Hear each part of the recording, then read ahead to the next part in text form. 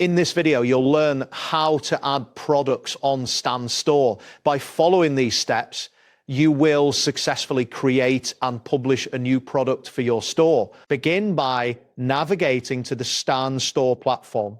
Once you are on the main dashboard, locate the left sidebar. Here you will find various options available to you. Click on My Store to access your store management area. After selecting My Store, you will be directed to a new page that showcases your existing products and store settings. In this section, look for the button labeled Plus Add Product. Click this button to initiate the product addition process. Next, you will be prompted to choose the type of product you want to add. The options typically include a digital product, a course, or other formats.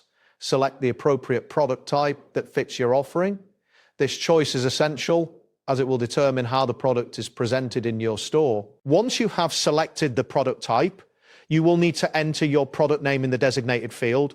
Ensure that the name is clear and descriptive, as this will help customers understand what you are offering. After entering the name, move on to set the price for your product.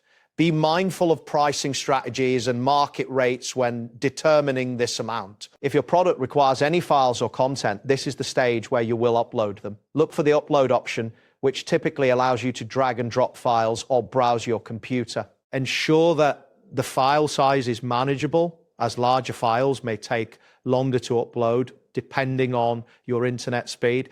It is also wise to check your available storage to avoid any issues during the upload process. After you have entered all necessary information and uploaded your content, locate the button that says Publish or Save. Clicking this will finalize the addition of your product. You may see a loading indicator or confirmation message indicating that your product is being processed.